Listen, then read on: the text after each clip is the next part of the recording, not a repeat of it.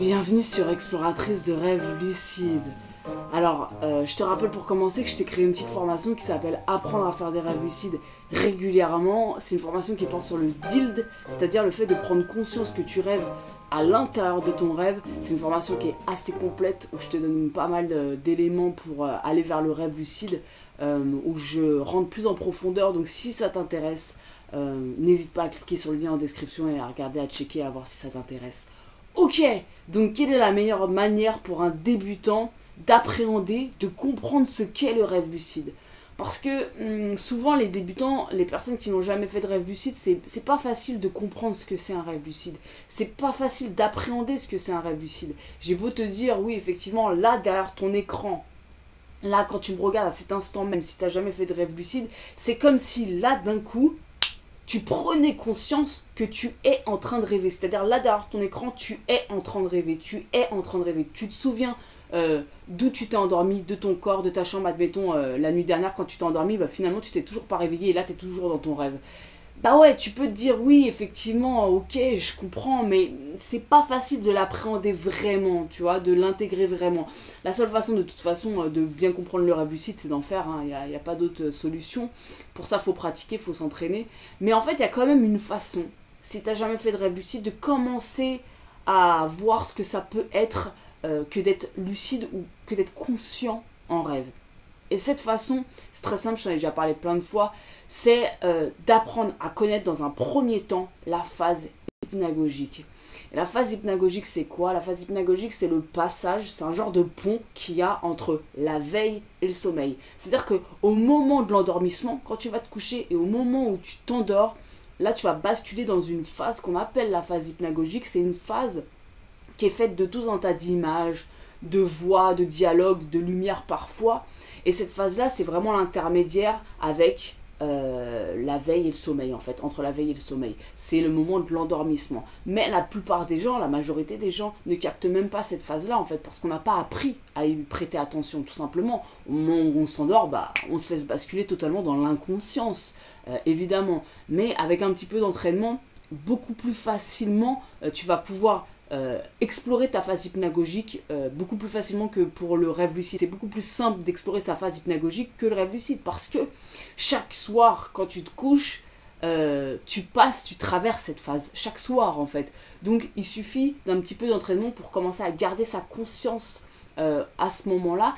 Et en fait, grâce à la phase hypnagogique, non seulement c'est une première étape vers le rêve lucide, en tout cas à mon sens c'est vraiment comme un vrai palier vers le rêve lucide, mais en plus de ça, tu peux commencer à sentir dans ton corps et au niveau de la conscience que ça fait que d'être dans un monde comme ça d'images, un monde qui commence à être un monde de rêve, un monde onirique parfois, parce que là j'ai fait des phases hypnagogiques assez ouf ces derniers jours, et c'est ça, j'en parlais avec mon partenaire rêve lucide, et qui me disait à quel point lui parfois il voit ça comme des rêves hypnagogiques.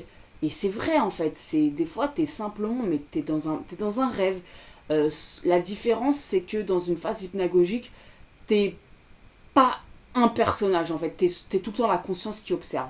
Alors là je viens de dire, en tout cas dans mon expérience, je sais pas si pour certaines personnes tu peux carrément prendre part à l'action. En tout cas pour ma part je suis une conscience qui observe. Parfois je suis même une conscience en mouvement, c'est-à-dire que j'ai conscience à l'intérieur voilà, d'un monde d'images comme ça qui commence à prendre de plus en plus mon monde, qui est dans ma tête. Je sens bien mon corps dans mon lit, mais en fait ce qui se passe c'est que c'est complètement dans ta tête, mais ça t'envahit un peu. T'as la conscience, elle est comme dans un espèce de nuage comme ça, de nuage d'images. Et parfois je vais me déplacer à vive allure à travers les décors et les images. Donc je peux être aussi une conscience qui se déplace, mais je suis toujours une conscience en fait à ce moment-là. Et c'est là où c'est très intéressant quand tu es débutant, parce que grâce à ça, tu vas pouvoir commencer à comprendre ce que ça fait que d'être entre les deux mondes, quelque part, entre ton réel et entre le monde onirique, en étant conscient.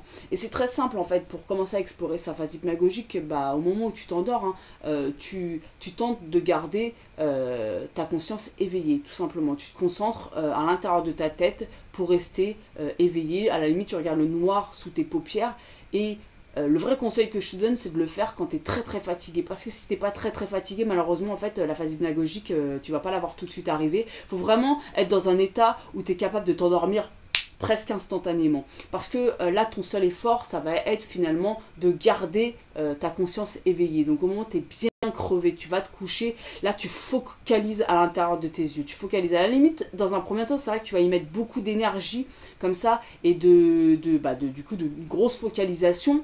C'est vrai que le but, c'est pas de se maintenir éveillé, évidemment, mais c'est un juste milieu à trouver. Ça, c'est en expérimentant que tu vas pouvoir commencer à te connaître et à savoir quelle intensité tu dois mettre quelque part dans la focalisation.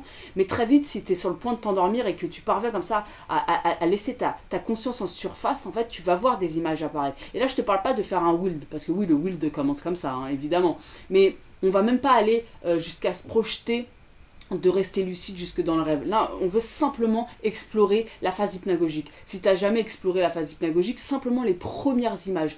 Le but, ça va être de capter les premières images qui peuvent arriver par flash dans ta tête, ou les lumières, ou les dialogues qui peuvent se passer dans ta tête. Et simplement d'écouter ça. Si tu t'endors tout de suite après, c'est pas grave. La prochaine fois, tu vas explorer toujours plus loin. Moi, je sais que parfois, mes phases hypnagogiques, elles peuvent durer vachement longtemps. Franchement, elles peuvent vraiment, des fois, durer vachement longtemps. C'est, voilà, je suis en surface et je suis prise comme ça dans tout un tas d'images et c'est de plus en plus construit. Là, encore hier, je faisais une phase hypnagogique qui était assez intéressante où vraiment, j'avais carrément un scénario qui se déroulait devant mes yeux. C'est comme si tu observais un rêve.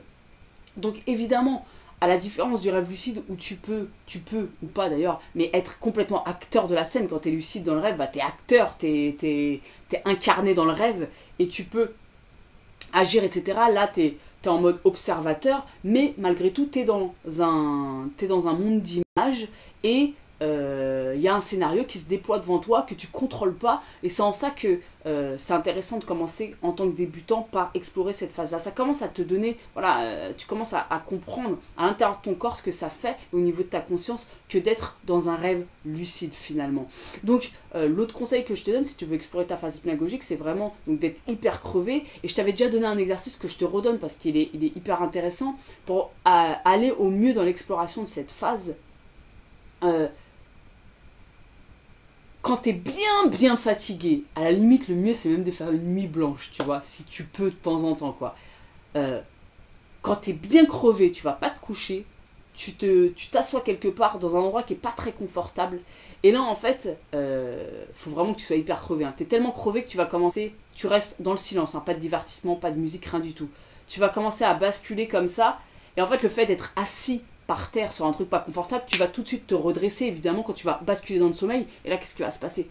Hop, tu passes dans le sommeil et pouf, tu te relèves aussitôt. Bah là tu vas vite t'apercevoir que ah putain il y avait des images dans ta tête et tu vas les avoir comme ça en mémoire. Elles vont vite s'évaporer. Mais tu vas recommencer cet exercice plusieurs fois et tu vas voir que au fur et à mesure, sachant que voilà, tu as posé une intention d'explorer ta phase hypnagogique, hein, tu sais pourquoi tu es là assis par terre, hein, hyper fatigué, donc du coup tu vas replonger à chaque fois et tu vas te relever et tu vas de plus en plus avoir d'images en tête. À la limite même prends un petit cahier pour écrire, moi c'est ce que je faisais avant. La première fois que j'ai essayé le sommeil polyphasique, j'avais un petit cahier pour écrire, tu vois, très vite, ce que j'avais dans la tête et pouf, je repartis et pouf, et je faisais ça. Et là en fait tu commences vraiment à appréhender ta phase hypnagogique. En plus si t'es quelqu'un qui veut wilder, mais franchement c'est genre juste une étape obligée en fait. C'est la première marche pour aller vers le wild, c'est une certitude. Donc voilà, quelle est la meilleure façon pour un débutant de comprendre, de commencer à comprendre ce qu'est le rêve lucide, c'est d'abord d'explorer sa phase hypnagogique. Ta phase hypnagogique, tu l'as tous les soirs en t'endormant. Donc c'est plus facile, c'est beaucoup plus facile. On n'est pas lucide dans chacun de nos rêves. C'est tout le but, il est là, c'est dur. Enfin c'est dur, non, ça peut être très facile, hein, ça dépend des personnes évidemment. En tout cas c'est un entraînement. Alors que la phase hypnagogique, elle est là tous les soirs. Donc tu peux agir dessus et commencer à explorer ça. Voilà, j'espère que cette vidéo, elle t'a plu. N'hésite pas à me dire ce que tu penses de tout ça en commentaire. Si tu as des phases hypnagogiques ouf à raconter, n'hésite pas non plus. Et on se retrouve demain pour une nouvelle vidéo. Ciao!